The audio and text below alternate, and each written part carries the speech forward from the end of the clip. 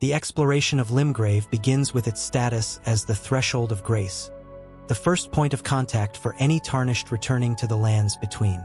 Limgrave is a land defined by faded splendor and coastal ruin. It serves as the primary gateway to the Elden Ring, a sprawling region of rolling green hills, white stone ruins, and sheer cliffs that drop into the Sea of Fog. The lore of Limgrave is centered on the concept of the first impression of decay. Unlike the crystalline rot of Caelid or the sunken scholarship of Liurnia, Limgrave represents a clean collapse. It is a world where the Golden Order's influence is still visible in the architecture and the sunlight, but where the social and spiritual heart has been surgically removed, leaving behind a beautiful but aimless shell of a kingdom. The geological lore of Limgrave is fascinating, specifically the presence of the floating ruins. Large chunks of masonry are scattered across the fields, appearing to have fallen from the sky. These are fragments of crumbling Farum Azula, the ancient city of the dragons. Their presence in Limgrave suggests that the region is a geographical magnet for the history of the world. By walking across the grass of the Agheel Lake, you are literally stepping over the remains of an era that predates the Erd Tree. This creates a sense of vertical history. The sky holds the ancient past, the surface holds the shattered present, and the well elevators hidden in the woods lead to the subterranean secrets of the Nox. Limgrave is the crossroad where all timelines of the lands between intersect. The political lore of the region is dominated by the Golden lineage, specifically the rule of Godrick the Grafted. Before the Shattering, Limgrave was likely a prosperous province, but under Godrick's reign, it has become a farm for flesh. Godrick, being the most distant and weakest of Marika's descendants, suffered from a profound ancestral inferiority complex. He turned Limgrave into a hunting ground for Tarnished, seeking to graft their limbs onto his own body to mimic the strength of his forebear, Godfrey. This turned the local culture into one of paranoid survival. The soldiers of the Godrick army are no longer proud defenders. They are scavengers and executioners, their armor tarnished and their spirits broken by the requirement to serve a lord who is essentially a grotesque, stitched-together coward. The Church of Ella and the merchant Kael provide the lore of the nomadic Great Caravan. The merchants scattered throughout Limgrave are the survivors of a genocidal purge. The lore suggests they were buried alive beneath the capital for heretical beliefs, and now wander the fringes of the world. Kael's presence at the very start of the journey is a crucial piece of world building. He represents the outcasts of the Order. Through him, the Tarnished learns that grace is a selective gift. While the Erd Tree shines on the knights and the lords, the merchants live in the shadows of ruins, selling the scraps of civilization. Their colorful clothing and haunting music are the only vibrant things left in a world that has turned to gray ash and rusted iron. The ecology of Limgrave is a study in biological displacement. The appearance of the flying dragon Agheel in the center of a shallow lake is a testament to the wilding of the world. In the age of the Golden Order, dragons were either worshipped or hunted to the fringes. Now they occupy the heart of the land, feeding on the aimless soldiers who wander the marshes. Similarly, the land octopuses and giant bats represent the ascension of the monstrous. Without a central authority to maintain the balance of nature, the predatory and the alien have moved in to reclaim the ruins. The lore of the Crucible is also active here, seen in the misbegotten creatures who hide in the Castle Morn at the southern tip of the peninsula. Beings who represent the chaotic, blended life that existed before the gold became pure. The Stormgate and the Stormhill region introduced the lore of the ancient storm. Long before the Erd Tree, Limgrave was ruled by a storm lord, who was eventually defeated by Godfrey. This ancient power still lingers in the atmosphere. The Stormhawks, that carry blades on their talons, and the Stormblade combat arts are remnants of this forgotten sovereignty. The lore suggests that the wind of Limgrave is not just weather, but a lingering spirit. This wind is what gives the region its identity, a constant, restless movement that contrasts with the stagnant, unmoving air of the capital. To control the storm is to control the history of Limgrave, a feat that Godrick tries to achieve through his Stormveil castle but never truly masters. The Tarnished themselves are the final piece of Limgrave's initial lore. The first step site of grace is where the protagonist regains consciousness. This location establishes the lore of the resurrection. Why here? Limgrave is the furthest point from the Erdtree while still being on the mainland. It is the shore of the exile. By starting the journey here, the Tarnished is forced to look at the Erdtree from a distance, seeing its majesty before seeing its rot. This perspective is vital. It creates a hunger for the gold that drives the Tarnished forward. Limgrave is the training ground of ambition, where a nameless corpse learns to hold a shield and a sword, preparing for the cosmic horrors that wait in the mist. As Part 1 concludes, we see the Tarnished standing on the cliffs of Mistwood, looking toward the silhouette of Stormvale. The sun is setting, casting a long golden shadow across the ruins of a church where a tree sentinel patrols the path. You have seen the beauty of the fields and the horror of the grafting. You have heard the wind of the ancient storm and the silence of the merchants. The lore of Limgrave is the lore of a world at the brink. It is the calm before the storm, the moment of clarity before the descent into the madness of the demigods. The journey has begun, and the grass of Limgrave is the first witness to the rise of a new lord. The journey through Limgrave continues with the exploration of the Mistwood, a dense, fog-choked forest that serves as the heart of the region's primeval mystery. This stage is defined by the encroachment of the deep, where the sunny hills of the coast give way to a dark, towering canopy of ancient trees. The lore of the Mistwood is centered on the concept of primal persistence. While the rest of Limgrave is littered with the ruins of the Golden Order, the Mistwood feels older, as if the forest is actively reclaiming the stone. The atmosphere is heavy with the scent of damp earth and the low growls of the runebears, creatures of immense size and strength that represent the raw, unrefined power of the Crucible era. The Mistwood is where the Tarnished realizes that the world of Elden Ring is not just a graveyard of men, but a living, breathing wilderness that remains indifferent to the Shattering. At the center of the woods stands the Siofra River Well, a massive stone structure that acts as a literal plug to the underworld. The lore of the Mistwood is deeply tied to the subterranean connection. The trees here are said to have deeper roots than anywhere else in Limgrave, stretching down to the eternal cities buried below. This creates a dual-layered ecology. The forest above is fed by the spiritual energy of the civilizations below. The presence of the lesser runebears scratching at the bark of the trees is not merely a territorial display. They are seeking the sap of the stars that flows through the ancient wood. This makes the Mistwood a site of spiritual osmosis, where the boundary between the upper world and the underworld is at its thinnest. The most iconic figure of this region is Blade the Half-Wolf, the shadowbound servant of Runny the Witch. Blade's presence in the Mistwood introduces the lore of the Empyrean Shadows. He is a man-wolf created by the Two Fingers to be the ultimate protector and potential executioner of Runny. His silhouette, perched atop the Mistwood ruins, is a visual representation of loyalty born of fate. Through Blade, the Tarnished learns that the demigods are not just individuals, but are part of a cosmic ecosystem of servants. Blade is a creature of the moon dwelling in a forest of the sun, highlighting the infiltration of outside influences into Marika's domain long before the Elden Ring was broken. The Mistwood ruins themselves house a dark secret, the first encounter with a bloodhound knight. These knights are defined by their animalistic chivalry. Having abandoned their humanity to serve as hunters for the various factions of the Shattering, they represent the bestialization of the military. The lore suggests that the knights who once protected the roads of Limgrave have degenerated into feral predators, mimicking the very beasts they once hunted. This mirrors the state of the world. As the Golden Order fades, the human gives way to the hound. The struggle within the ruins is a microcosmic version of the global conflict, a battle for territory in a world where the rules of engagement have been replaced by the law of the claw and fang.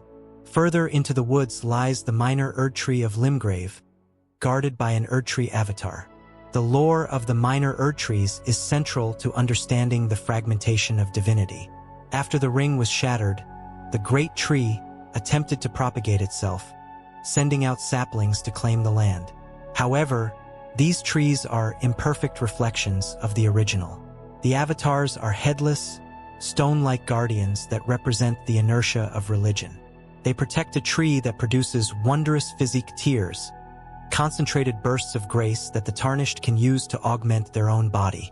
This reveals the commoditization of the sacred. In the ruins of Limgrave, the essence of the god tree has been reduced to a chemical ingredient for a warrior's potion. The Starfallen crater, which appears after the defeat of General Radon, transforms the Mistwood into a site of cosmic impact. This is a pivotal moment in Limgrave's lore. The world is literally pierced from above. The crater is not just a hole in the ground. It is the gateway to fate. The fact that the falling star struck the Mistwood specifically suggests a celestial alignment. The stars, which govern the destiny of the Carrion family and the Nox, have chosen the most rooted place in Limgrave to break through. This turns the forest from a place of biological survival into a place of metaphysical significance. The path into the crater is a descent into the unconscious of the world, where the Tarnished leaves the green fields of the surface behind for the Silver Knight of Nokron. Finally, the Kenneth hate subplot provides a touch of aristocratic delusion to the Mistwood's lore. Kenneth, a self-proclaimed great noble, seeks to restore the true order to Limgrave. His quest to reclaim Fort Hate from the demihumans highlights the racial tensions of the fall. The demihumans are the sub-citizens of the Golden Order, beings with a glimmer of intelligence who were treated as pests.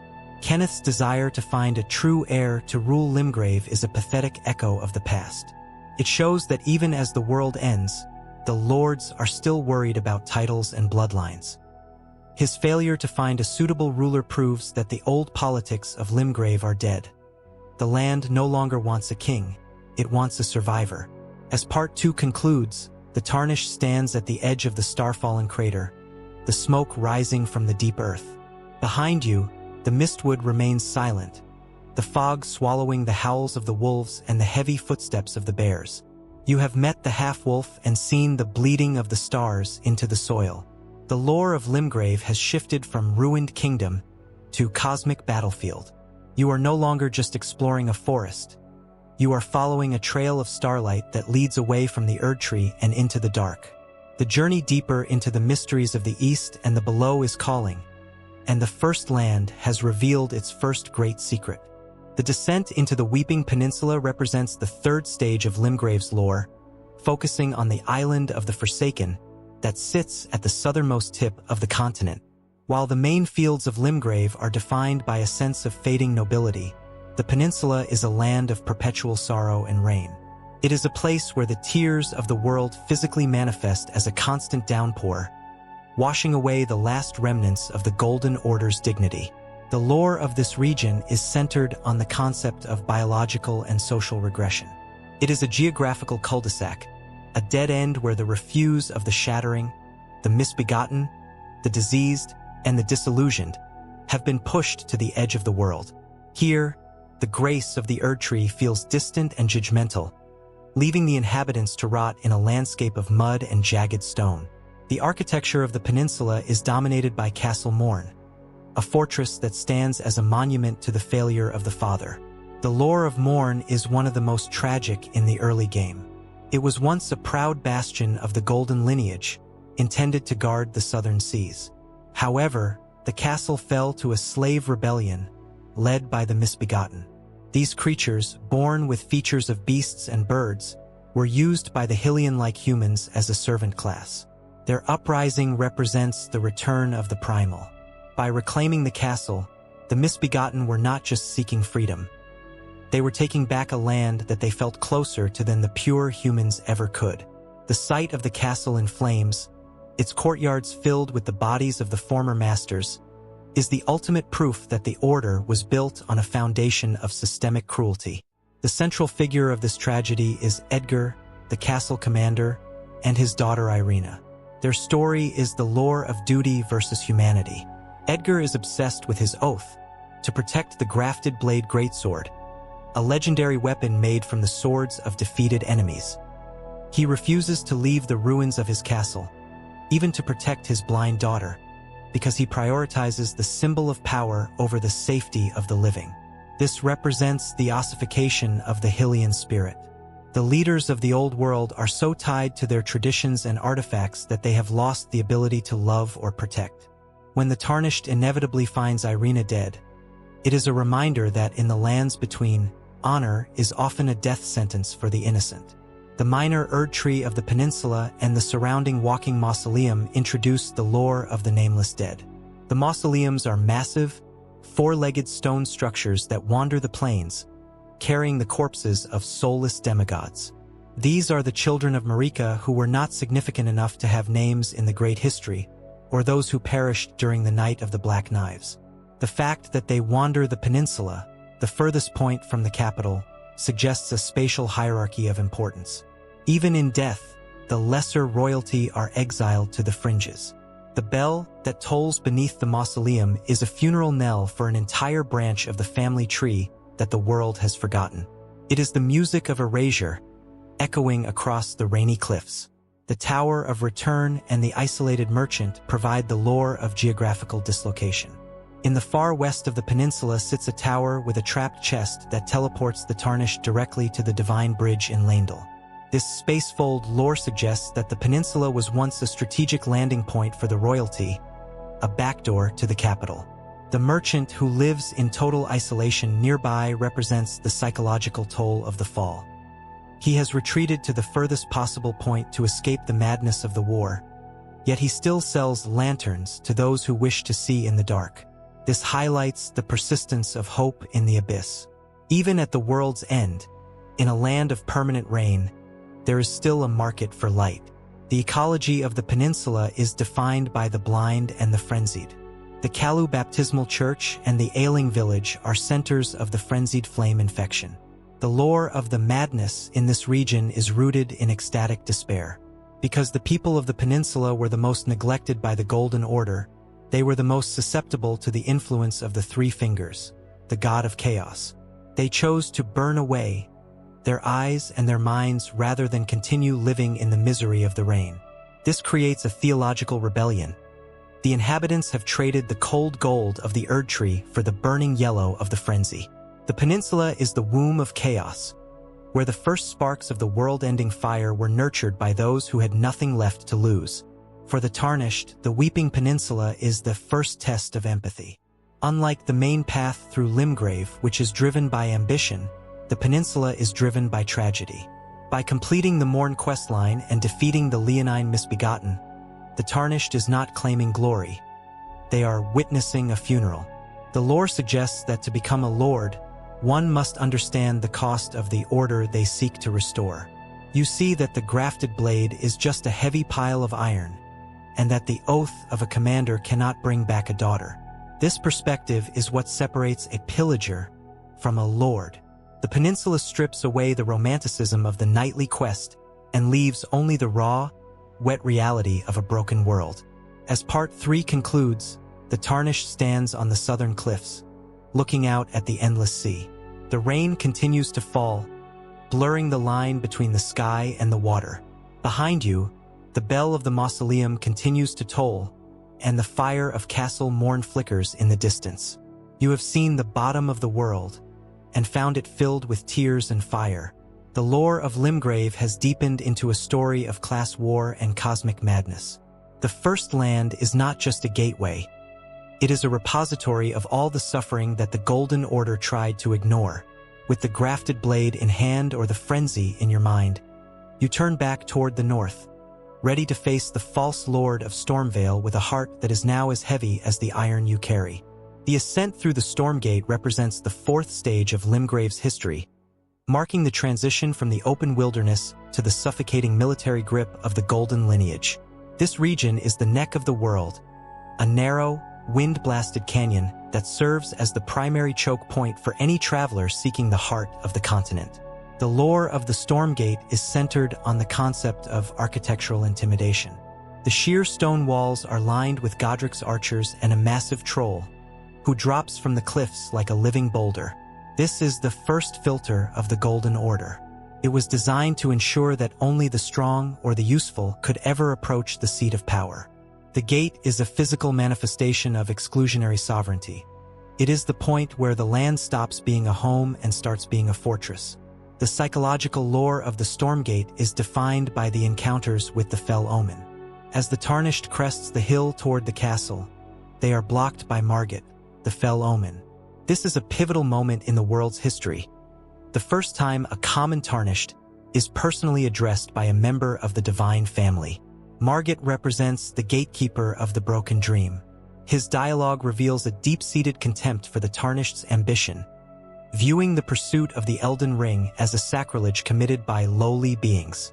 The lore of Margit is the lore of projected self-hatred.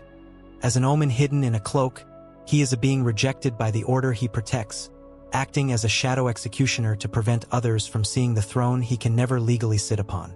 The Stormhill region, which lies beyond the gate, introduces the lore of the restless spirits and the jellyfish. The fields here are littered with spirit jellyfish, translucent, floating beings that the lore suggests are the spirits of children or innocent souls who cannot return to the Erdtree. Their presence near the castle is a silent indictment of Godrick's reign. They represent the collateral damage of grafting. While Godrick takes the limbs of the strong, the weak spirits are cast out to wander the cliffs, glowing with a faint, ghostly blue light. This turns Stormhill into a liminal graveyard, a place where the barrier between the living and the dead has been worn thin by the sheer volume of souls lost to the castle's meat grinders. The Warmaster's shack and the character Bernal provide the lore of the recusant seed. Bernal is a seasoned warrior who has lost faith in the Golden Order, eventually leading him to join the Volcano Manor. His presence on Stormhill signifies the fracturing of the knightly class. He teaches combat arts, Ashes of War, to the Tarnished, effectively passing the torch of martial knowledge to those who would overthrow the demigods. This highlights the democratization of violence. The secret techniques once reserved for the Erdtree's chosen are now being sold in a shack on a windy hill. The Order is failing because its protectors have realized that the gods they serve are no longer worthy of their swords. The ecology of Stormhill is defined by the Stormhawks and the Golden Seeds. The hawks, equipped with blades on their legs, are the aerial guard of the castle. The lore suggests they were trained by the ancient Storm Lord long ago but were co-opted by Godrick. They represent the corruption of the natural. Similarly, the presence of a golden seed at a glowing sapling near the gate is a crucial piece of lore. These seeds are the tears of the Erdtree, shed during the Shattering. They represent the survival instinct of divinity. The tree is attempting to heal itself by scattering its essence across the land, providing the Tarnished with the very strength needed to burn it down. The shack of the Red Hood and the character Roderica add a layer of soul-shattering grief to the region. Roderica was a chrysalid, sent to Stormvale with her companions to be grafted. However, she was too cowardly to join them and watched as they were dismembered. Her lore is the lore of the survivor's guilt. Through her, the Tarnished learns the true horror of grafting. It is not just a physical fusion, but a spiritual imprisonment. The spirits of her friends are trapped within the spider, the grafted scion, inside the castle. This transforms the mission from a quest for power into a mission of liberation. The Tarnished is no longer just seeking a rune. They are the avenging spirit for the voiceless victims of the Golden Lineage. For the Tarnished, the Stormgate and Stormhill are the trials of recognition. This is where you move from being a nameless corpse to being a threat to the Order. By defeating Margit, you are not just clearing a path. You are shattering the myth of demigod invincibility. The lore suggests that this victory is what finally alerts the greater will to your presence. You have extinguished the flame of the Fell Omen's guard. This perspective is what emboldens the player to enter the castle itself. You have seen the face of the Order and found it to be a bitter, cloaked figure, and you have heard the voice of the victims in the wind of the jellyfish. As Part 4 concludes, the Tarnished stands before the massive wooden doors of Stormvale Castle. The wind is howling, carrying the scent of old blood and rusted iron. Behind you, the open fields of Limgrave are visible, but the path back is closed by the memory of the struggle. You have crossed the threshold of the divine. The lore of Limgrave has narrowed its focus to a single terrifying point: the throne of the false lord. With the spirit of the jellyfish at your side and the golden seeds in your flask, you prepare to enter the heart of the grafting, knowing that the First Land has given you all the tools you need to kill a king. The infiltration of Stormveil Castle represents the fifth stage of Limgrave's lore, moving from the open winds of the hills into the claustrophobic, bone-choked corridors of the Golden Lineage's primary seat of power. Stormveil is a castle defined by grafting and grotesquerie. It is a massive Gothic fortress that has been physically warped by the thorns of death and the ego of its lord. The lore of the castle is centered on the concept of biological desperation. This is where the noble traditions of the Erdtree go to die, replaced by a butchery where limbs are harvested like crops. The very walls of Stormveil seem to be weeping, covered in a strange, pustule-like growth that hints at the Godwin infection, spreading from the roots below, proving that even a fortress of stone cannot escape the spiritual rot of the Shattering. The social hierarchy within the castle is revealed through the character of Godrick, the gatekeeper. Godrick's lore is a study in resentment and survival. He is a steward who has been beaten and diminished by Godrick's men, leading him to develop a predatory relationship with the Tarnished. He encourages you to take the dangerous side path, not out of kindness, but so he can scavenge your corpse. This reflects the cannibalistic nature of the castle. In Stormveil, everyone is a scavenger, from the exile soldiers, who wear red hoods to hide their shame, to the banished knights, who have lost their homes and their honor. The castle is a refuge for the broken. It is a place where service has been replaced by scavenging, and where the Lord himself is the greatest scavenger of all. The process of grafting is the dark heart of Stormveil's lore. It is an alchemical and surgical nightmare intended to bypass the grace that Godrick lacks. The grafted scions and the spider-like creatures found in the dining halls are the results of this practice. The lore suggests that grafting is a mockery of the crucible. While the ancient crucible blended life naturally, Godrick forces it through iron and thread. He believes that by attaching the arms of warriors to his body, he can inherit their strength and their golden blood. However, the lore reveals the futility of the flesh. No matter how many limbs he adds, Godrick remains a tragic failure, a man trying to build a god out of a pile of corpses. He is a king who has forgotten that true power comes from the spirit, not the bicep. The liftside chamber and the deep basements of the castle introduce the lore of the face of death. Deep beneath the foundations, hidden away from the golden tapestries, lies a massive, pulsating Prince of Death face, a manifestation of Godwin the Golden's spreading corpse. This is one of the most important pieces of environmental lore in Limgrave. It proves that the death that was removed from the world is leaking back in through the roots of the earth. The fact that this face is under Godrick's castle suggests that his grafting might be a subconscious attempt to ward off this creeping mortality. Stormveil is literally built on top of a nightmare, and the thorns seen on the outer walls are the physical manifestation of Godwin's undying corruption. The banished knights who guard the upper ramparts provide the lore of displaced nobility. These knights are some of the most formidable foes in Limgrave, wielding wind-based arts that mirror the ancient storm. The lore suggests they were once great heroes of distant lands who were forced into service or exile after their own kingdoms fell. Their presence in Stormveil highlights the mercenary nature of the Shattering. Godrick does not have his own loyal knights. He has a collection of powerful lost souls who follow him only because there is nowhere else to go. They are the gilded prisoners of the castle, protecting a lord they likely despise because the world outside has become even more terrifying. The secluded cell and the approach to the throne room bring the lore of divine delusion to a peak. Here, you find a lone warrior named Nephili Lu, the adopted daughter of Gideon Ofnir. Her presence is a political infiltration of the castle. She views Godrick's grafting as an abomination against the wind. Through her, the lore emphasizes the sovereignty of the Badlands. She represents the raw, true strength of the Tarnished, serving as a direct foil to Godrick's false strength. The battle that follows is not just a fight for a great rune. It is a fight to determine what power actually means in the New Age. Is it the accumulation of stolen parts? Or is it the resilience of the unadorned spirit?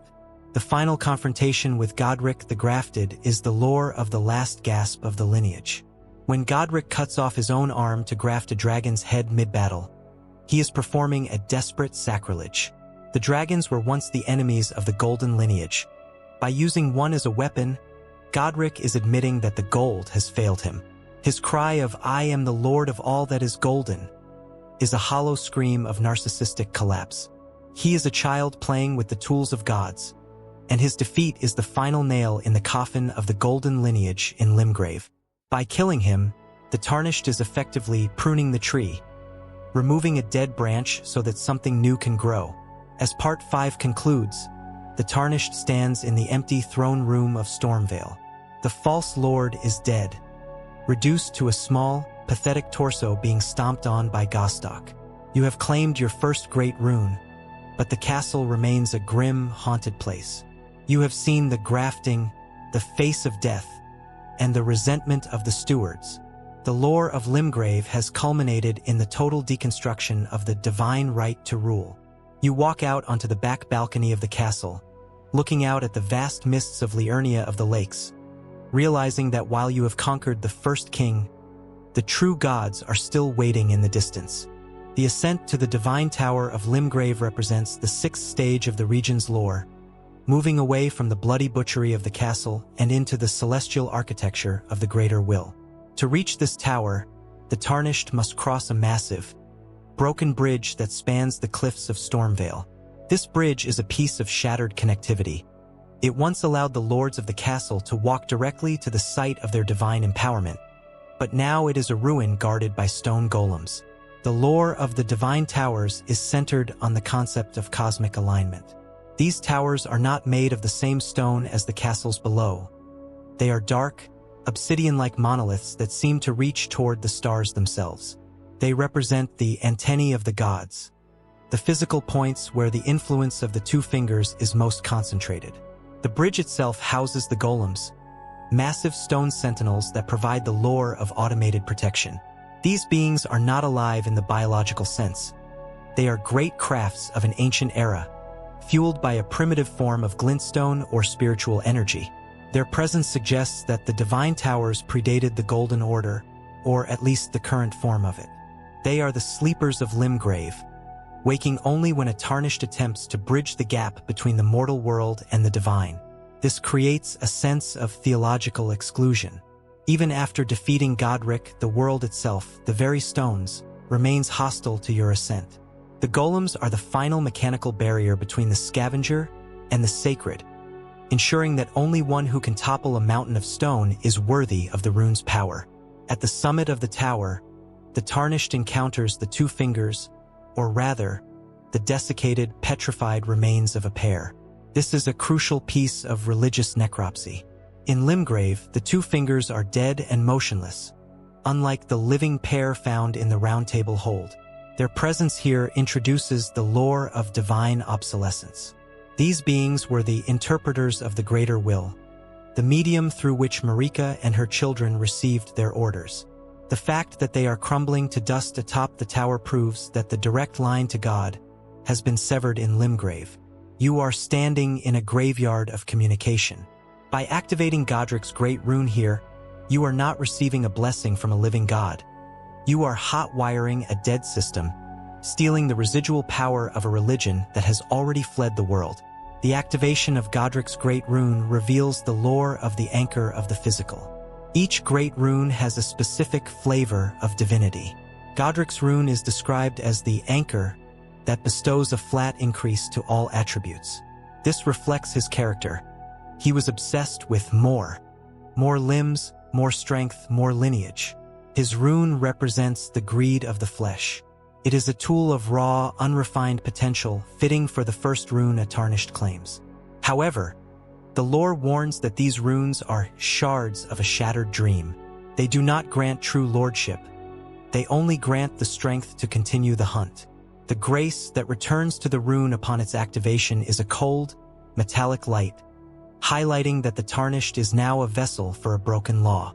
The architecture of the tower's interior, with its spiraling elevators and stargazing platforms, connects Limgrave to the lore of the cosmos. The towers are arranged in a circle around the center of the lands between, where the sea is most turbulent. This suggests that the divine towers are part of a containment system for the Elden Ring. They are the pillars of the map, Standing atop the Limgrave Tower gives the Tarnished a perspective of total sovereignty. From here, you can see the Erdtree, the lakes, and the rotted wilds. This view is the Lord's reward. It is the moment the Tarnished stops looking at the ground for scraps and starts looking at the horizon for a kingdom. It is the transition from survival to strategy. The presence of the finger reader crones near the bridge and within the tower's vicinity adds a layer of prophetic melancholy. These hags are the only ones left who remember the true language of the fingers. Their lore is one of spiritual abandonment. They wander the ruins of Limgrave, waiting for a Tarnished to bring them news of a great rune. Through them, the player learns that the fall has driven the faithful to the brink of madness. They cackle and weep, speaking in riddles about the Finger's wrath and the Golden Order's grace. They are the living ghosts of a dead church, and their presence at the tower confirms that the high religion of Leyndell has decayed into a folk superstition in the provinces. For the Tarnished, the Divine Tower is the sanctification of the kill. Before this, you were just a murderer who killed a grafting freak in a castle. After activating the rune, you are a candidate for Elden Lord. The lore suggests that the tower recognizes the Great Rune, not the person holding it. This reinforces the theme of impersonal divinity. The Greater Will does not care who you are, only that you hold the keys to the machine. This perspective is what drives the Tarnished to seek the other towers. You have tasted true power, a spark of the primordial gold, and you realize that the fall of Limgrave was just the first layer of a much larger, cosmic dismantling. As Part 6 concludes, the Tarnished descends from the tower, the activated Great Rune glowing within their chest. The wind of Limgrave feels different now. It no longer chills you, but seems to carry the whispers of your destiny. You have conquered the castle, braved the bridge, and stood before the dead fingers of God. The lore of Limgrave has shifted from a ruinous exploration to a divine conquest. Behind you, the Obsidian Tower stands as a silent sentinel, a black spike driven into the green heart of the coast. You look toward the east, toward the red, pulsing horizon of Caelid, knowing that while you have claimed the gold of Limgrave, the rot of the world is waiting to test your newfound strength. The transition to the eastern borders of Limgrave represents the seventh stage of the region's lore, shifting the narrative from the green, windswept hills of the coast to the scarred frontier that bleeds into the wilds of Caelid. This is a zone of environmental contamination and borderline madness. The lush grass begins to turn a sickly, burnt orange, and the air becomes heavy with a dry, metallic heat. The lore of East Limgrave is centered on the concept of the failed barrier. This region was meant to be the buffer between the civilized world of the Erdtree and the rot-choked hell of the east. However, the ruins of the Summon Water Village and the smoldering church reveal that the wall has already crumbled. The rot is not just a disease. It is an invasive reality that is slowly swallowing the first land of Limgrave, proving that the Golden Order's boundaries are nothing more than lines in the dirt. The Summon Water Village provides a haunting look at the lore of the mariners and the dead. This ruined town is home to a Tibia mariner, a spectral figure who rows a ghostly boat through the shallow, stagnant waters of the ruins. The lore of the mariners is tied to the those who live in death. They are the ferrymen of a broken cycle, summoned into existence because the Erdtree can no longer properly process the souls of the deceased. Their presence in East Limgrave highlights the theological leakage of the world. Because Godwyn's body is rotting at the roots of the Erdtree, death is bubbling up in places like Summon Water. The village is a graveyard that refuses to stay quiet, a place where the water itself has become a medium for the restless dead. The smoldering church, located precisely on the border between Limgrave and Caelid, introduces the lore of invasive zealotry. This is where the Tarnished is first invaded by Anastasia, Tarnished Eater. Anastasia's lore is a dark mirror to the Finger Maidens. She is a knife-wielding butcher who hunts her own kind to consume their flesh. Her presence at the border signifies the predatory nature of the Fringe. In the lawless zones where one region ends and another begins, the civilized rules of the Golden Order vanish. The church itself is a smoldering husk, burned not by fire, but by the acidic influence of the scarlet rot. It represents the incineration of faith. A place once dedicated to the Erdtree has become a trap for the unwary, a site where the bread of life has been replaced by the knife of the cannibal. The minor Erdtree of East Limgrave and the surrounding Mistwood outskirts provide the lore of defensive mutation. Here, the Erdtree avatar is surrounded by massive, mutated crows and dogs that have wandered in from Caelid. The lore suggests that the local wildlife is undergoing a horrific evolution. The animals of Limgrave are being outcompete and consumed by the rot beasts. This creates a sense of ecological terror. The grace of the minor Erdtree is struggling to keep the surrounding woods green, acting as a flickering candle in a dark, rotting room. This reveals the fragility of the Golden Order. Even the divine saplings of the Godtree can be choked out by the parasitic persistence of the scarlet rot. The Third Church of Marika, a major landmark in this region, houses the Flask of Wondrous Physique. The lore of this church is the lore of the abandoned sanctuary. It is a shell of a building, open to the sky, containing only a broken statue of Marika and a few lingering tarnished sunflowers. This site is where the player realizes that the church as an institution is dead. The grace that points the way is no longer a guide to a sermon, but a guide to a tool. The Physique is a remnant of alchemical divinity, a way for the Tarnished to brew their own miracles. This highlights the personalization of power. In the ruins of East Limgrave, you do not pray for strength. You mix it in a bottle from the tears of a dying tree. The Siofra River well entrance, located deep within the nearby woods, adds a layer of vertical dread. Standing on the border of the rot, the Tarnished can look down into a bottomless elevator shaft that leads to a world of false stars. This connects the border lore to the ancient subterranean dynasties. The lore suggests that the surface world is just a thin crust over a much deeper, more complex history. The fact that the entrance to the Siofra is so close to the Caelid border is not an accident.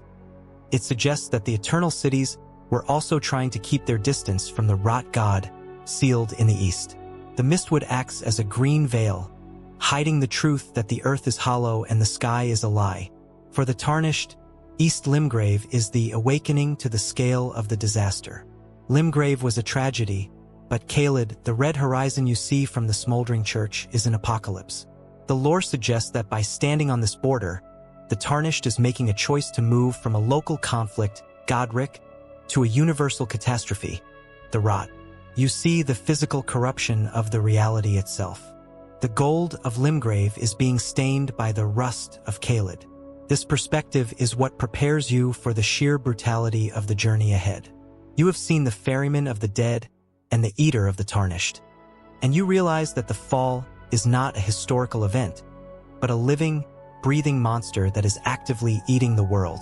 As Part 7 concludes, the Tarnished stands at the burning wall of the Caelid border, looking out at the red, pulsating sky of the east. Behind you, the relatively peaceful hills of Limgrave are still visible, but they seem small and insignificant compared to the fungal nightmare ahead.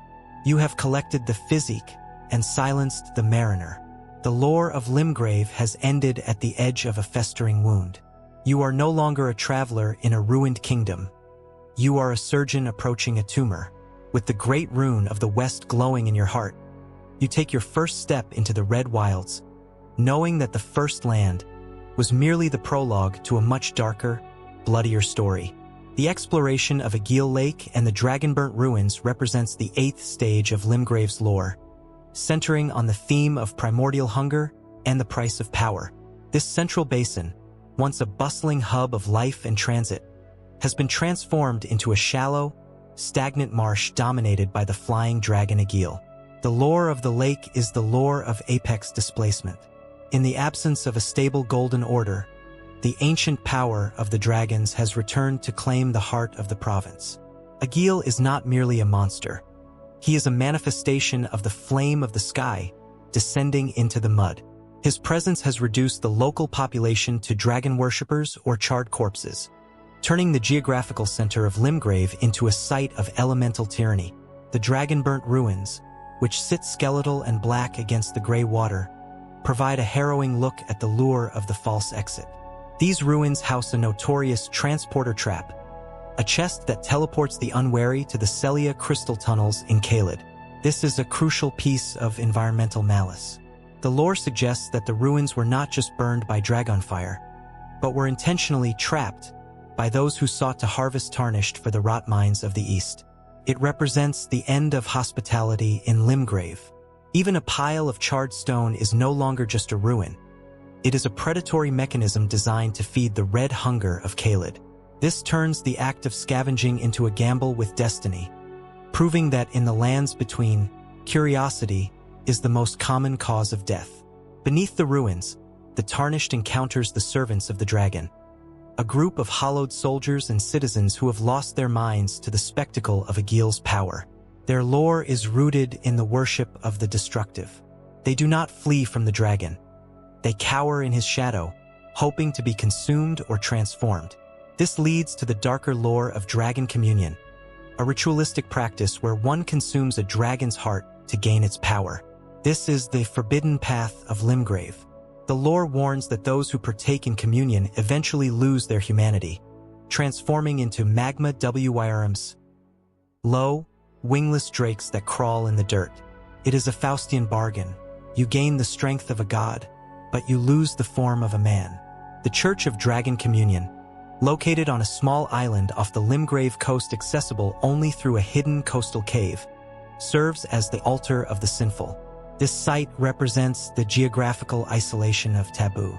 To reach it, the Tarnished must travel through the BOC, the Seamster questline, or fight through the demi-human tunnels, symbolizing a descent into the subhuman to reach the superhuman. The church is a ruined, sea-blasted shell containing an altar that glows with a cold, red light. This is the theological inverse of the Erd Tree. While the Erd Tree offers grace through prayer, the altar of Dragon Communion offers power through consumption. It is a cannibalistic religion that thrives on the death of the world's most majestic creatures. The character Yura, Hunter of Bloody Fingers, who is often found near the lake, introduces the lore of clandestine execution. Yura is a hunter of recusants, Tarnished who have turned to hunting their own kind under the influence of the Lord of Blood. His presence near the Dragon's Lake signifies the convergence of threats. Limgrave is being squeezed from all sides. The dragons from above, the rot from the east, and the blood-hungry from within. Yura represents the last vestige of law. He is a Ronin figure who understands that the Golden Order can no longer protect the weak, so he takes it upon himself to prune the red weeds of the world. Through him, the player learns that the Fall has created a world of hunters and prey, where grace is no longer enough to keep the wolves at bay. The ecology of Aegil Lake itself is a study in stagnant predation. The presence of the giant crabs and the land octopuses in the reeds suggests that the water has become a sump of mutation. The lore of the Craymen and these aquatic horrors implies that as the Erd Tree's influence wanes, life is reverting to its primordial, visceral forms.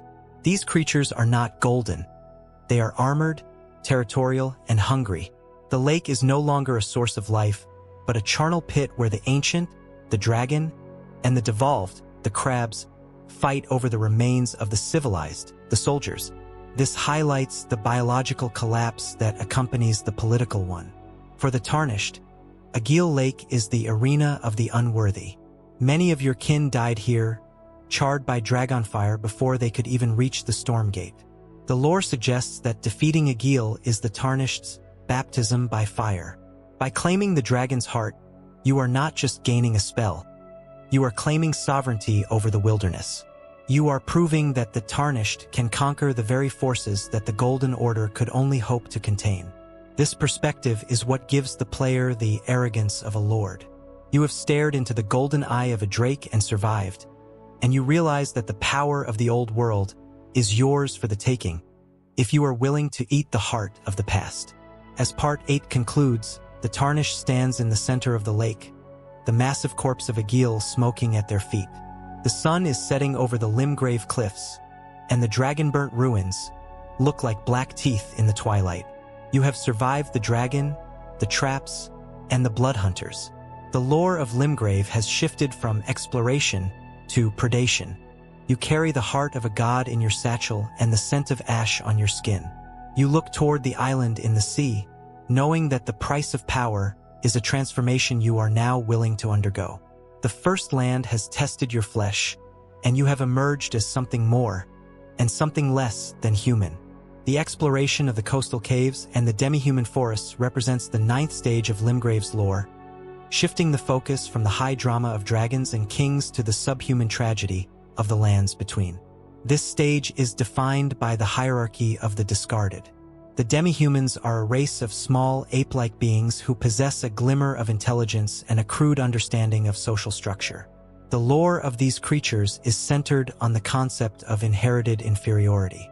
Under the Golden Order, they were treated as pests or slaves, existing on the extreme margins of society. Their presence in the caves and forests of Limgrave highlights the bigotry of grace. It is a reminder that the Order only offered salvation to those who fit a specific golden mold, while the lowly were left to rot in the dark. The character of BOC the Seamster provides the emotional heart of this region's lore.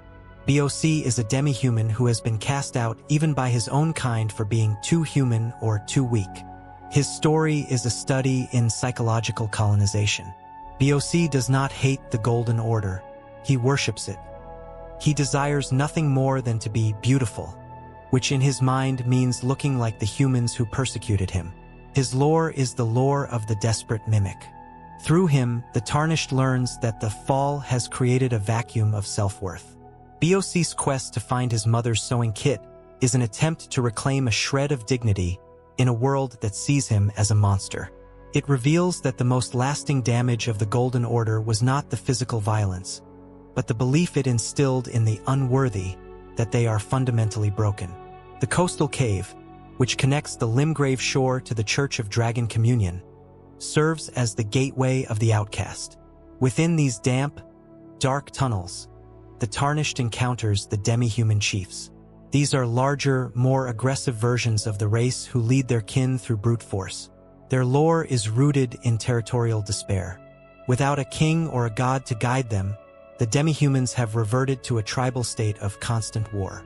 They guard the entrance to the sea not because they understand its significance, but because it is the only place left where the humans do not hunt them. This highlights the biological enclosure of the fall. The most primal races are being pushed into the smallest, darkest corners of the earth as the world above decays. The demi-human forest ruins, hidden in the woods of the Weeping Peninsula, introduce the lore of the mother and the staff. Here, the Tarnished finds a demi-human queen, a massive matriarchal figure who wields a glintstone staff. The lore of the queens is fascinating. It suggests that at some point, the Academy of Raya Lucaria attempted to educate the demi-humans as an experiment in social engineering. The staff is a gift of mockery, a tool of high intelligence given to a creature of instinct. It represents the cynicism of the intellectual. The sorcerers did not want to uplift the demi-humans. They wanted to see if a beast could be taught to mimic a scholar. Now, the queen uses the staff as a club, a literal perversion of wisdom into violence. The ecology of these forests is defined by feral mourning. The demi-humans are often found weeping or howling at the sky, a behavior that the lore suggests is a reaction to the loss of the mother. Whether it is a literal queen or a metaphorical sense of belonging, the demi-humans are a race in a state of permanent grief. They are the children of the Crucible who were never invited to the Erdtree's table. The presence of the giant bats, harpies, in the trees, who sing in a distorted Latin-like tongue, adds a layer of haunting sophistication to the wilderness.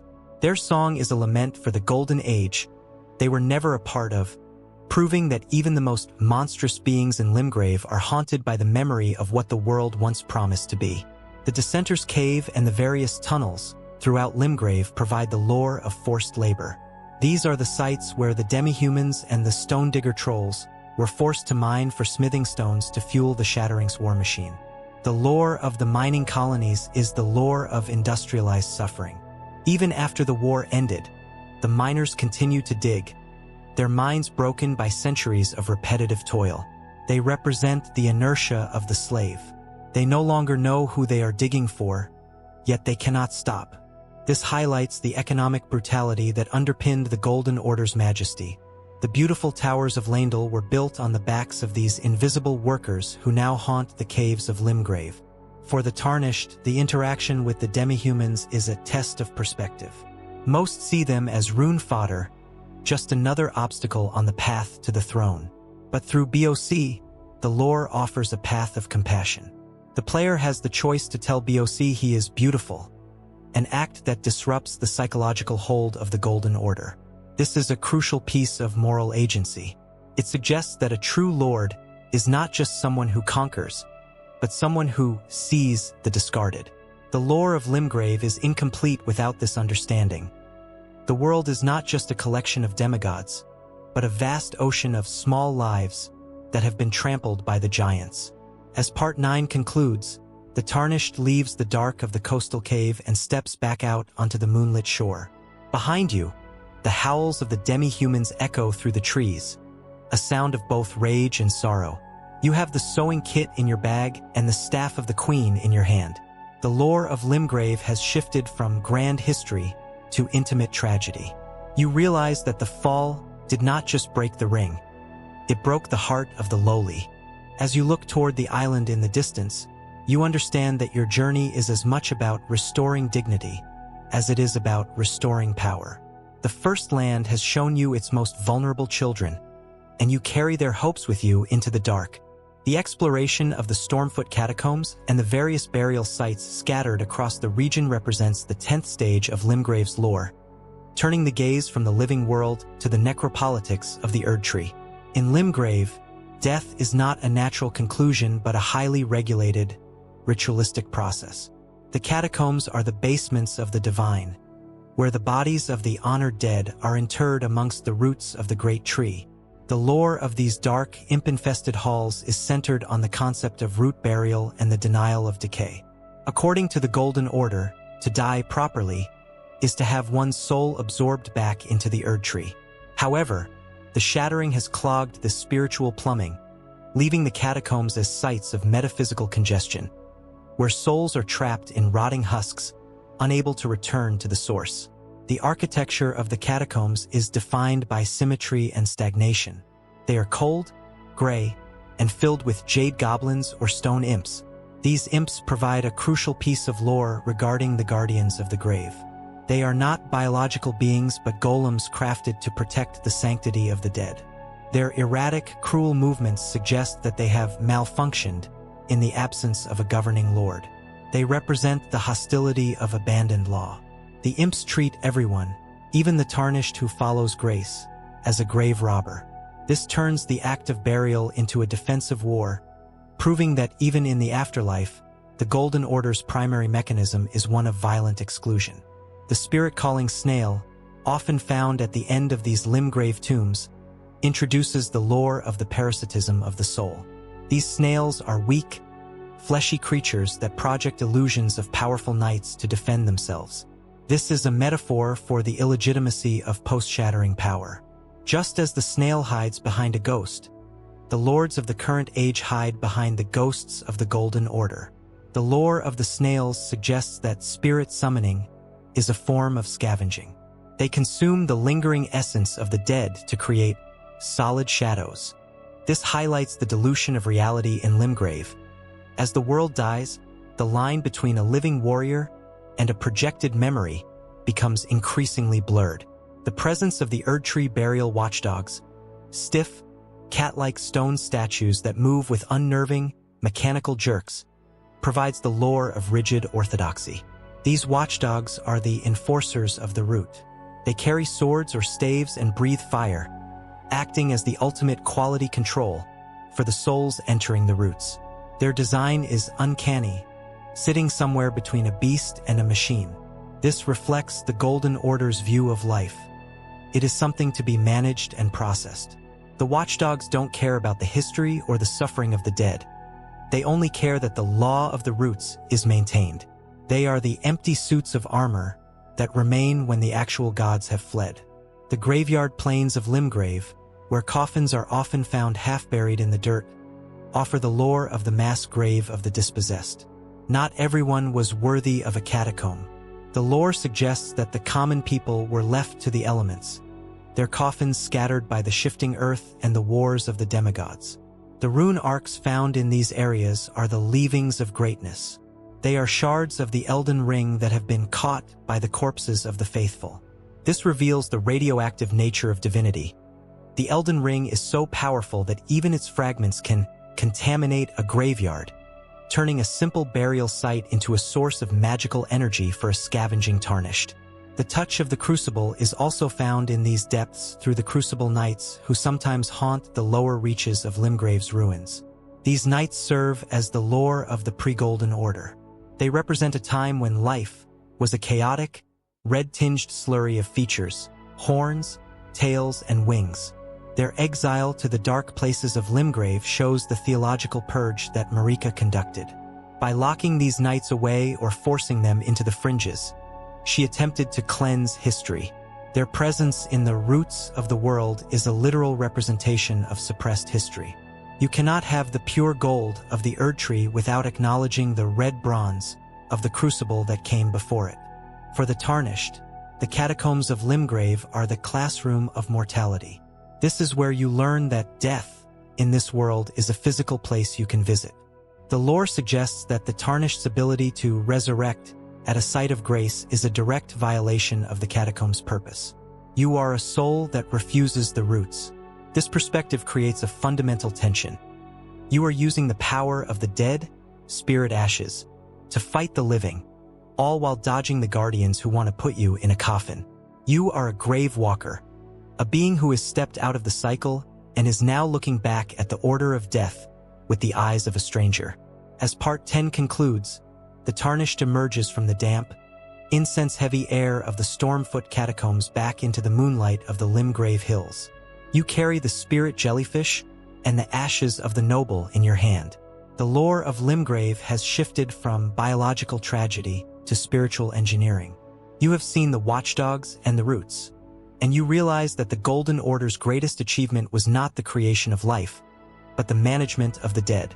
As you look toward the horizon, you understand that the fall is not just a political collapse, but a clogging of the soul stream. You are the only one who can clear the way, and the First Land has shown you that to save the world, you must first understand its grave. The exploration of the High Road Cave and the river systems of Limgrave represents the 11th stage of the region's lore, shifting the focus from the static stone of the catacombs to the hydrological history of the lands between. Limgrave is a land defined by its relationship with water, the Sea of Fog, the Aegil Lake, and the deep, hidden rivers that carve through its bedrock. The lore of these waterways is centered on the concept of primal flow and forbidden grace. While the Erd Tree represents a vertical, solar power, the rivers represent a horizontal, lunar, and terrestrial force. The High Road Cave, tucked away beneath a bridge, serves as the vein of the earth, where the Tarnished discovers that the world's ancient history is written in the erosion of its cliffs and the blue light of its subterranean streams. The central legend of this region is that of the Blue Dancer, a mythical figure who is said to represent a fairy that granted a blind swordsman a flowing, liquid-like combat style. This lore is the foundation of the philosophy of motion. The Blue Dancer is the antithesis of the Golden Order's rigidity. While the Erd Tree demands stasis and fixed law, the Blue Dancer represents the unstoppable nature of change. The lore suggests that this blind swordsman used this flowing power to seal away an ancient god of rot. This turns the Limgrave river systems into a sacred circuit of containment. The water is not just liquid. It is a spiritual barrier that keeps the primal chaos of the world in check. To walk through the High Road Cave is to walk through the muscles of a world that was once defined by grace and movement, rather than the heavy weight of stone and gold. The High Road Cave itself houses the guardian golems and the land octopuses, providing the lore of subterranean coexistence. Deep within the cave, the environment shifts from dry stone to a lush, bioluminescent grotto. This is the womb of the wild. The lore suggests that these caves are the last refuges for the old life, creatures that do not depend on the Erd Tree's light to survive. The presence of the giant bat at the end of the cave, guarding a Blue Dancer charm, signifies the sacralization of the hidden. The Golden Order moved its rituals to the mountaintops and the capital, leaving the old gods of the water and the wind to be worshipped in the dark. This highlights the stratification of divinity. The higher you go, the more golden the world becomes. but the deeper you go, the more ancient and primal the lore remains. The Murkwater Coast and the Murkwater Catacombs introduce the lore of the blood-soaked water. This river, which feeds into the Agheel Lake, is the site of the first encounter with Nerege's bloody finger. The lore of the bloody fingers is the lore of the sanguine corruption. Under the influence of the formless mother, Tarnished like Nerege's have turned the rivers of Limgrave into hunting grounds. This represents the poisoning of the source. The water, once a symbol of purity and the blue dancer's grace, has been stained by the cursed blood of those who serve the Lord of Blood. It is a literal representation of how the fall has reached even the most fundamental elements of the world. Nothing, not even the flowing river, is safe from the encroaching darkness of the outer gods. The character Patches, found in the Murkwater Cave, provides the lore of the eternal scavenger. Patches is a recurring figure who represents the permanence of greed. He does not care about the Elden Ring, the Erdtree, or the fate of the world. He only cares about the next mark. His presence in a cave near the highway highlights the opportunism of the collapse. While the demigods fight for the throne, Patches fights for your boots. Through him, the lore emphasizes the degeneration of ambition. In Limgrave, the high quest of the Tarnished is constantly interrupted by the low reality of thieves and tricksters. Patches is the jester of the apocalypse, a reminder that even as the gods die, the human instinct to swindle and survive remains as sharp as ever. The Siofra River well entrance, which looms over the Limgrave rivers, offers the lore of the sky beneath the earth. The river systems of Limgrave are actually the runoff from the massive underground aquifers of the Eternal Cities. This creates a causal link between the surface and the void. The lore suggests that the civilization of the Nox was cast down by the Greater Will, and their world was buried beneath the roots. The Limgrave rivers are the tears of the underworld, seeping up through the High Road Cave and into the sea. This turns the geography of Limgrave into a lid over a grave. You are walking on a surface that is only stable because of the weight of the lost history beneath it. For the Tarnished, the rivers and caves of Limgrave are the trial of the current. This is where you learn that stability is an illusion. The lore suggests that the Tarnished's journey is like the river. It must flow toward the sea, the end, regardless of the obstacles. By finding the blue dancer charm, you are embracing the philosophy of the flow. You realize that to defeat the rigid guardians of the Golden Order, you must become like the water, adaptable, relentless, and capable of eroding even the hardest stone. This perspective is what allows you to survive the narrow paths of the High Road Cave and the ambushes of the Bloody Fingers. You are no longer just a warrior. You are a force of nature carving your own path through the ruins of a kingdom. As the exploration of the waterways concludes, the Tarnished emerges from the High Road Cave onto a cliff overlooking the sea. The water of the Limgrave coast is crashing against the rocks, its blue-white foam a reflection of the dancer's spirit. You have found the charm, tricked the trickster, and survived the blood hunter. The lore of Limgrave has shifted from necrotic management to elemental mastery. You realize that the fall is a dam that has broken, and you are the flood that follows. As you look toward the north, where the rivers lead toward the mountains, you understand that the First Land has given you its most ancient secret, that the world is not made of gold, but of the flow that precedes it. The discovery of the artist's shacks and the various canvases left behind in the ruins represents the 12th stage of Limgrave's lore, moving the narrative into the realm of cultural preservation and echoes of the past. Amidst the violence of the Shattering, these shacks stand as fragile monuments to the human desire to remember. While the demigods fought for territory, the artists of Limgrave fought to capture the essence of the moment, before the gold of the Erdtree faded into the gray of ash. The lore of these shacks is centered on the concept of art as a time capsule. Each painting found in Limgrave is a prophetic memory, depicting a specific location as it appeared during the height of the Golden Order or at the exact moment the world began to fracture. They are the only unbiased records left in a world where history is rewritten by the victors. The artist's shack in East Limgrave, overlooking the Mistwood and the path to Caelid, provides the lore of landscape as witness. The painting found here, titled Prophecy, depicts the Erdtree not as a source of life, but as a beacon of the coming end. This introduces the lore of the sensitive soul. The artists were the first to sense the vibration of the collapse.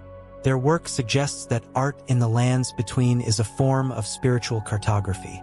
By finding the location depicted in a painting, the Tarnished is rewarded with a remanifestation of the artist's spirit, granting items like the incantation scarab. This reveals that memory has weight. In a world governed by the Elden Ring, a strong enough thought or a beautiful enough image can physically alter the reality of the land, leaving behind a spirit gift for those who can see the world through the artist's eyes. The presence of the painting, homing instinct in the artist's shack near the Storm Hill, introduces the lore of the compassion of the eye. This painting depicts the cliffs of Limgrave looking back toward the first step. It represents the nostalgia for the beginning. The lore suggests that as the world became increasingly grotesque through grafting and rot, the people of Limgrave looked back at the simple beauty of their coast with a religious fervor. The artist was not just painting a cliff, they were painting home before it became a hunting ground. This highlights the sanctuary of the subjective. While the objective world of Limgrave is a ruin, the subjective world captured on the canvas remains pristine, serving as a mental refuge for the survivors of the Shattering. The character of the ghostly artist, who appears when you find the location of a painting, provides the lore of the eternal spectator. These spirits are not aggressive. They simply sit and look at the view they once captured. They represent the passive resistance of beauty. In a world where everyone is a warrior, a sorcerer, or a god, the artist is the only one who is satisfied to look. Their lore is tied to the philosophy of the gaze.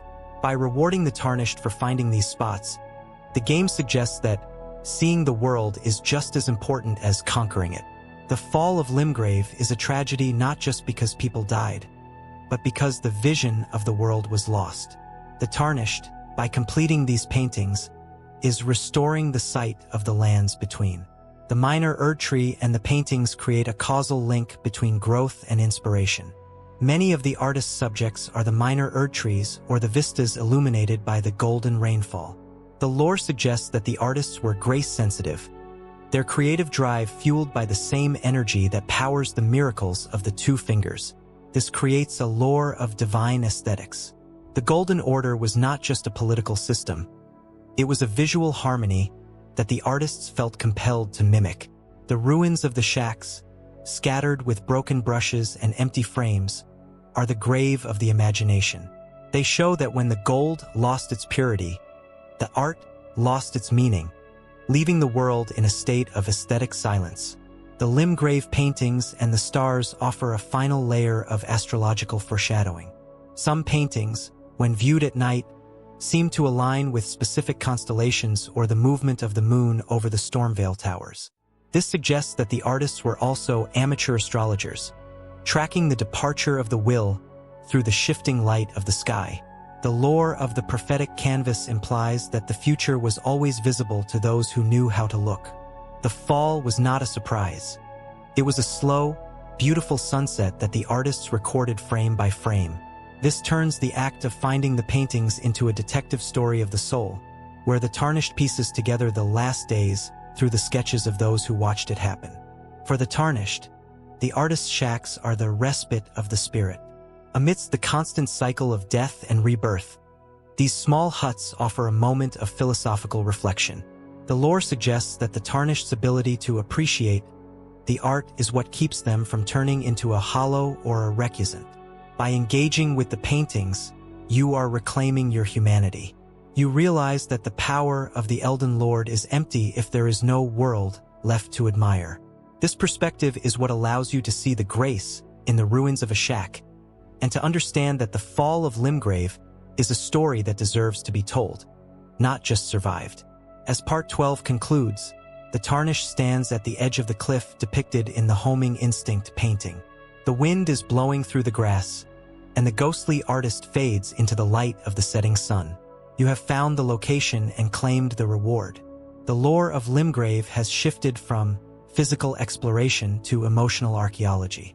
You realize that the first land is a gallery of lost dreams, and you are the last visitor. As you look toward the horizon, you understand that to mend the ring is to mend the vision of the world. You carry the artist's perspective with you, knowing that the true Lord is the one who can see the beauty even in the ash. The exploration of the bird's-eye telescopes and the strategic waypoints represents the 13th stage of Limgrave's lore, focusing on the concept of observation and the geometry of power. Scattered across the cliffs of the coast are strange, bronze-wrought telescopes that allow the Tarnished to peer across the vast distances of the continent. The lore of these instruments is centered on the concept of the surveillance of grace. These are not mere tools for travelers. They are remnants of the Golden Order's vigilance. They represent the period when the Erdtree's influence was so absolute that even the horizon was mapped, measured, and monitored. Using a telescope in Limgrave provides the strategic perspective of a lord, allowing the Tarnished to see the logic of the landscape. The way the roads lead to the castle, the way the ruins align with the towers, and the way the shadow of the Erdtree falls over the world. The placement of the telescopes near major crossroads, such as the path between the Stormgate and the Agheel Lake, provides the lore of causality and consequence. From these vantage points, the fall of Limgrave becomes a visible physical reality. You can see the charred black of the dragon-burnt ruins against the vibrant gold of the Erdtree, a visual representation of the collision of eras. The lore suggests that these telescopes were used by finger readers and sentinels to track the arrival of the Tarnished from the sea. This highlights the fate-tracking nature of the Order. The Greater Will was not just waiting for a hero, it was watching for a variable.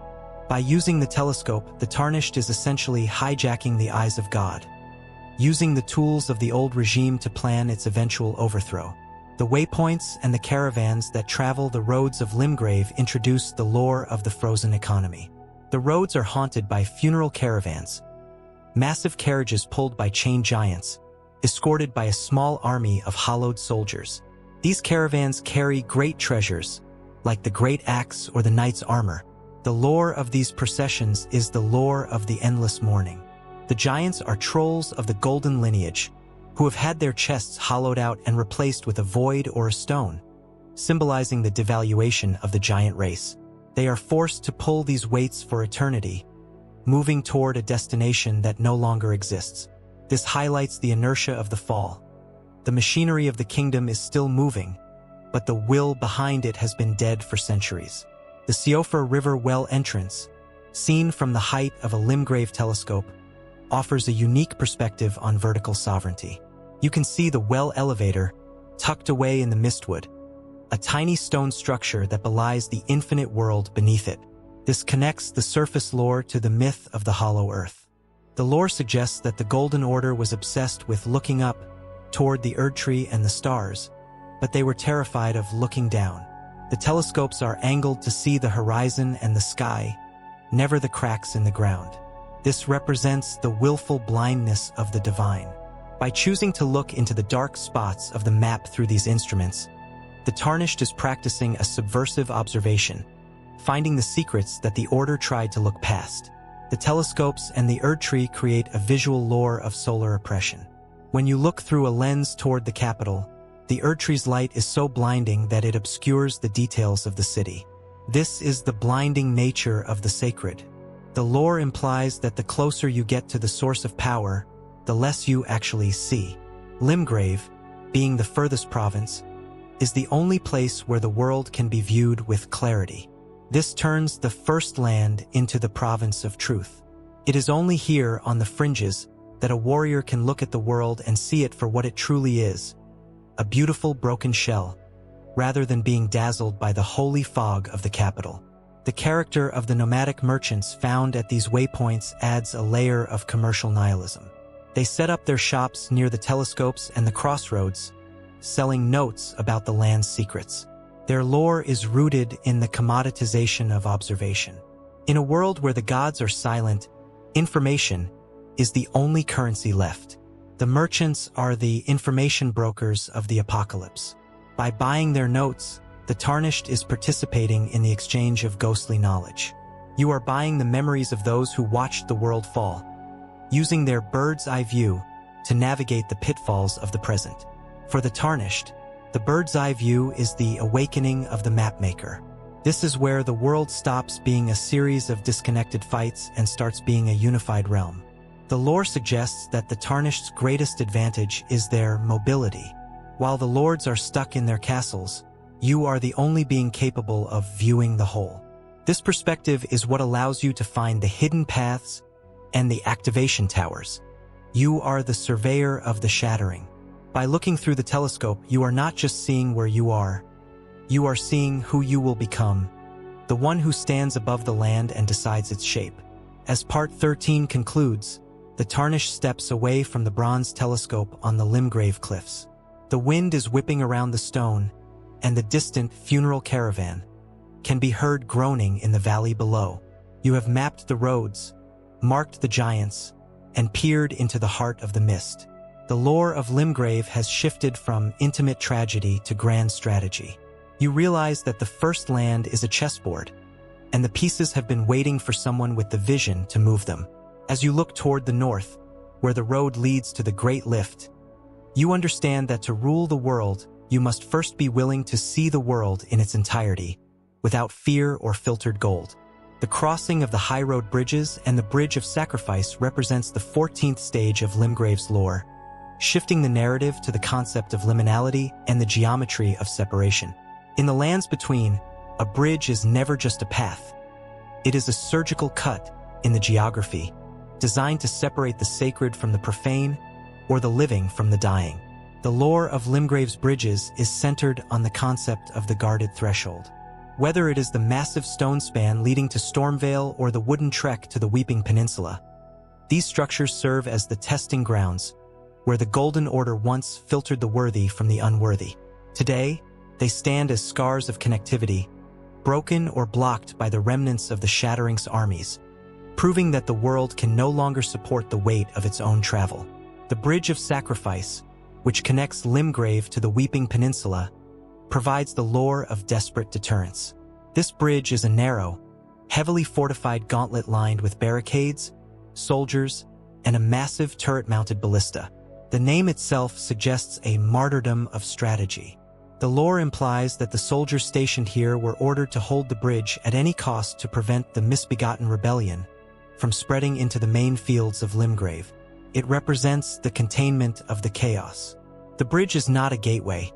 It is a dam built to hold back the tide of social collapse. For the Tarnished, crossing this bridge is the first true encounter with industrialized war. You are not fighting a duel. You are breaching a military line that was designed to consume lives for the sake of a border. The high road bridge that spans the northern ravine near the Murkwater provides the lore of the broken link. This bridge has collapsed, leaving a yawning chasm between the Stormhill and the eastern woods. This is a physical manifestation of the shattering of the public realm.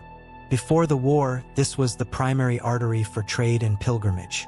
Now, the broken bridge is the only thing protecting the peace of the eastern woods from the madness of the castle. The lore suggests that many of these bridges were destroyed intentionally by retreating forces to prevent Godrick the Grafted from expanding his hunt for limbs. This highlights the strategic mutilation of the land. To save themselves from a tyrant, the people had to destroy the very things that made their society function. The presence of the finger reader crone at the edge of the broken bridge adds a layer of prophetic mourning. She sits at the end of the road, pointing toward the gap and cackling about the path of the Lord. Her lore is rooted in the persistence of the journey. She represents the idea that even when the bridge is gone, the destination remains. Through her, the Tarnished learns that grace does not require a road. It only requires a direction. This turns the broken bridges of Limgrave into spiritual obstacles. The greater will is testing your ingenuity. If the road is broken, you must find the hidden path through the caves or the cliffs. The fall has removed the easy way, leaving only the hero's way across the wreckage. The Saint Bridge, located in the north, introduces the lore of the bridge as a grave. This bridge is guarded by a pumpkin head, and is the first place many Tarnished encounter Iron Fist Alexander, the warrior jar. The lore of the Pot people is deeply tied to the ritualistic disposal of the dead. Alexander is a vessel for the souls of warriors. His presence near a bridge signifies the transience of the spirit. Bridges are places of passage, and in Limgrave, they have become sites where the passage of life to death is most visible. The bridge is a liminal zone, where the spirits of the fallen are collected and processed into new forms of strength. This highlights the recycling of valor in a world that can no longer afford to let its heroes rest. The bridges and the ancient golems offer a final layer of pre-Erdtree engineering. Some of the larger, ruined bridges across Limgrave show a stoneworking style that matches the divine towers rather than the local castles. This suggests a lore of a lost network. Long before Marika, there was a civilization that bridged the continent with monolithic stone. The Golden Order simply built their wooden paths on top of these skeleton bridges. This represents the parasitism of infrastructure. The new world exists only because it clings to the bones of the old. When the wooden bridges burn, the ancient stone remains, indifferent to the wars of the demigods. For the Tarnished, the bridges of Limgrave are the points of no return. Every time you cross a major span, you are committing to a new level of danger. The lore suggests that the bridge is where the Tarnished sheds their exile status and becomes a contender. You are crossing the literal and metaphorical Rubicon of the lands between. The Bridge of Sacrifice teaches you that the world is hostile. The Broken Bridge teaches you that the world is fragmented. And the Divine Bridge teaches you that the world is waiting to be claimed. You are the living bridge that connects the shattered pieces of the ring. As Part 14 concludes, the Tarnished stands at the far end of the Bridge of Sacrifice, the rain of the peninsula washing the blood of the soldiers from their cloak. Behind you, the filter has been breached. The gate is open, and the road to the south lies ahead. The lore of Limgrave has shifted from strategic observation to total infiltration. You realize that the First Land is a series of closed rooms connected by dangerous hallways, and you are the only one with the key. As you look back at the silhouette of the Stormgate, you understand that to mend the world, you must first be willing to cross the chasm between what was and what will be. The conclusion of the Limgrave Chronicle represents the 15th and final stage of the region's lore, focusing on the macro perspective of the First Land and the finality of the transition into the broader world. Limgrave is ultimately defined by its role as the cradle of ambition. It is a microcosm of the entire lands between, containing a divine tree, a fallen castle, a subterranean secret, and a suffering populace. The lore of this final stage is centered on the concept of the completed threshold. For the Tarnished, Limgrave is no longer a collection of separate ruins. It has become a unified proof of concept. By conquering this region, you have proven that the Fall is not an insurmountable wall, but a series of puzzles that can be solved through blood, grace, and iron. The Master's view from the back of Stormvale Castle, looking out over the cliffs toward the mist of Liurnia, provides the lore of geographical succession. From this height, Limgrave is revealed to be the foundation of your legend. The lore suggests that the region's design was intentional, a descent and ascent that prepares the soul for the cosmic horrors to come. The gold of Limgrave is the brightest you will ever see. As you move forward, the world will turn to the blue of the sorcerers, the red of the rot, and the white of the snow. Limgrave is the last memory of sunlight. It represents the world as it wished to be, serving as the emotional anchor for the rest of your journey. The final piece of Limgrave's social lore is found in the departure of the NPCs. As you conclude your time here, characters like Roderica, Nephili Lu, and even Bernal begin to migrate toward the Roundtable Hold or other regions. This represents the vacuum of presence. By killing Godrick and clearing the caves, you have fundamentally emptied Limgrave of its narrative weight. The region becomes a monument of silence. The soldiers who remain are aimless. The merchants are still waiting. The wind still howls through the Stormgate, but the will has moved on. The lore emphasizes that a lord does not stay to rule the ruins. A lord moves forward to claim the source. Limgrave is the parent you must leave behind to become the Elden Lord. The lake-facing cliffs, the very first area of Liurnia, act as the epilogue of Limgrave. Here you find a lone shriveled corpse with a shriving stone or a similar token of passage. The lore of this boundary is rooted in the cleansing of the past. To enter the next phase of the world, you must carry the lessons of the grave without being weighed down by them. Limgrave has taught you about grafting, the false body, the frenzy, the broken mind, and the dragon, the primal spirit. This triad of knowledge is the real great rune you carry. You are now a multifaceted being, capable of understanding the various ways the world has broken, which is the only way you can ever hope to mend it. The ecology of the border, where the green grass of Limgrave meets the blue-tinted moss of Liurnia, provides the lore of the shift in reality. This is the point where the physical war for the throne becomes a metaphysical war for the truth. The lore suggests that while Limgrave was a battle of might, the world ahead is a battle of insight. The transition is a filter of the mind. Many who conquered the Stormgate were eventually lost in the mists of the lakes because they could not adapt to a world where the gold was replaced by glintstone. Limgrave is the last physical stronghold. Everything beyond its borders becomes increasingly ethereal, dreamlike, and dangerous. The final sight of the Erd Tree from the Limgrave perspective is a moment of theological realignment. From the first step, the tree looked like a god. From the end of Stormvale, it looks like a target. This shift in perspective is the ultimate conclusion of the Limgrave lore. You have moved from awe to agency. The lore of the First Land is the story of a slave becoming a sovereign. You have seen the watchdogs and the roots, and you no longer fear them. You have seen the demigod and found him to be a coward. The fall of Limgrave is complete because you have fallen through it and come out the other side, still standing. For the Tarnished, Limgrave remains the ghost of the beginning.